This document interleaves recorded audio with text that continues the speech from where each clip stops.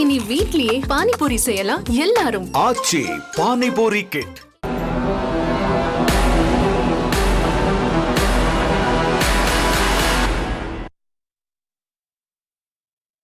பாஜகவுடன் கூட்டணி இல்லை என்று விஜய் ஒருபோதும் கூறவில்லை என தமிழிசை சவுந்தரராஜன் கூறியது பேசுபொருளாகியுள்ளது. பாஜகவுடன் கூட்டணி இல்லை என மீண்டும் கூறுகிறார் தாவேகா துணை பொதுச் செயலாளர் நிர்மல்குமார். தாவேகாவுடன் கூட்டு வைக்க பாஜக ஆர்வம் காட்டுகிறதா, தாவேகா நழுவுகிறதா என்பது போன்ற கேள்விகள் எழுகின்றன.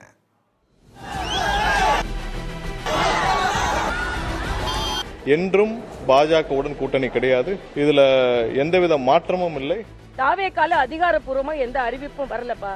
தேவாக்காவுடன் தலைவர் தம்பி விஜய் அவர்கள்ட்ட எந்த அறிவிப்பும் வரல. சட்டப்பேரவை தேர்தலுக்கான நாட்கள் குறைந்து வரும் நிலையில் கூட்டணி அமைப்பதற்கான நகர்வுகள் வேகம் பெற்று வருகின்றன.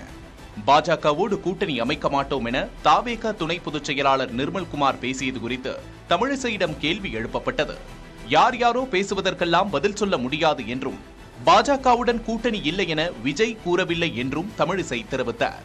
ஆனால் தாங்கள் கூறுவது தங்கள் கருத்தல்ல என்றும் விஜய் கூறியதையே எதிரொலிப்பதாகவும் பதிலளித்துள்ளார் தாவேகாவின் நிர்மல்குமார். தாவேகால அதிகாரப்பூர்வமா எந்த அறிவிப்பும் வரலப்பா.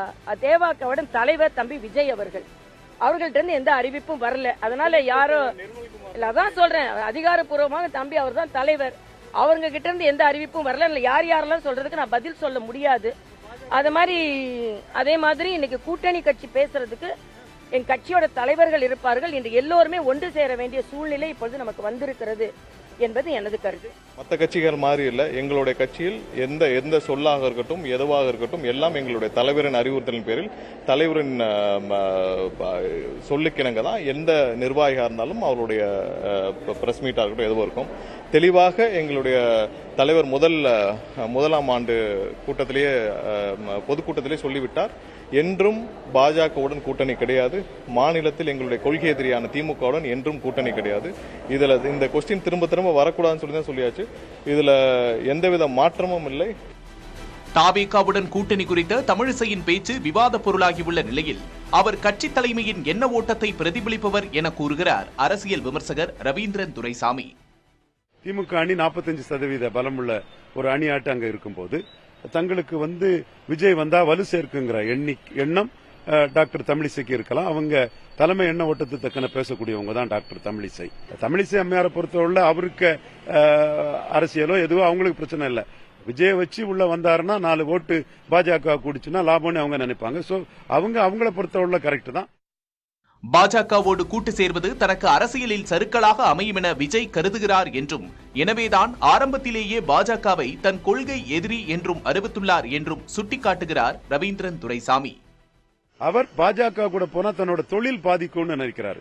அரசியலும் கொள்கை எதிரிக்கு எதிராக கூட்டணி போனா அரசியலும் மக்கள் இவர் வியாபார அரசியல் பண்றாரு, சுத்தமான ஒரு வியாபாரி, பாப்புலாரிட்டியை வியாபாரமாக்குவாருன்னு மக்கள் கருதுவாங்கன்னு கருதுறாரு. அதனாலதான் அவர் பாஜகவை தொழில் அரசியல் 2 இதுலயுமே அவர் எதிர்த்து நின்னாதான் தனக்கு லாபம்ங்கிற இத அவர் கருதுறாரு. அதனாலதான் கொள்கை எதிரி பிஜேபின்னு அனௌன்ஸ் பண்ணாரு.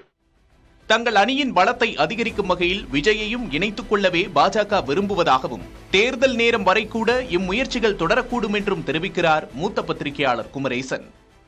அவங்களுக்கு எப்படியாவது ஒரு விதத்தில் வெற்றி வேணும்னா எல்லா சக்திகளையும் இணைத்துக் கொள்ள வேணும்னு விரும்புறாங்க. அதுக்குதான் அதுல விஜய் ஒரு முக்கிய ரோலா இருப்பாருன்னு சொல்லி அவங்க நினைக்கிறாங்க. ஸோ விஜய் இல்லைன்னா வெற்றி கிடைக்காதுன்ற சந்தேகமும் அவங்களுக்கு இருக்கலாம். இல்லை விஜய்கிட்ட மிகப்பெரிய இளைஞர் சக்தி இருக்குது அப்படின்ற ஒரு நம்பிக்கை பரவலாக இருக்கிறதுனால அந்த எல்லாத்தையும் பயன்படுத்திக்குவோம் அப்படிங்கிற ஒரு நோக்கமாக தான் இருக்கும். வேற ஒன்றும் பெரிய எதிர்கட்சி அணி அமைக்கிறவங்க கடைசி வரைக்கும் எல்லா முயற்சிகளும் பண்ணதான் செய்வாங்க. அதில் ஒன்றும் மறுப்பும் இல்லை, அதுக்கான சந்தேகப்படுறதும் அவசியம் இல்லை. ஏன்னா நிச்சயமாக அது அவங்களுக்கான முயற்சி தானே. தேர்வுக்கு பரிச்சை விதமான கடைசி பெல் அடிக்கிறதுக்கு முன்னாடி 1 நிமிஷம் வரைக்கும் கூட ஒரு மார்க் கொஸ்டின் ஒன்று படிச்சுட்டு போகலான்னு நினைக்கிற மாதிரி தான் இது. ஸோ அதனால அது முயற்சிகள் அவங்க தொடர்வது அவங்க கணக்கில் சரிதான். திமுக அதிமுக கூட்டணியுடன் கூட்டு சேராவிட்டாலும் சிறு கட்சிகளை தங்களுடன் சேர்த்துக் கொள்ள விஜய் முனைவார் என்றும் அரசியல் நோக்கர்கள் கருதுகின்றனர். கட்சிகளின் கூட்டணி கணக்குகள் அடுத்து வரும் மாதங்களில் தமிழக அரசியல் களத்தை விறுவிறுப்பாகவே வைத்திருக்கும் என எதிர்பார்க்கலாம். இனி வீட்லயே பானிபூரி செய்யலாம் எல்லாரும். ஆச்சி பானிபூரி கிட்.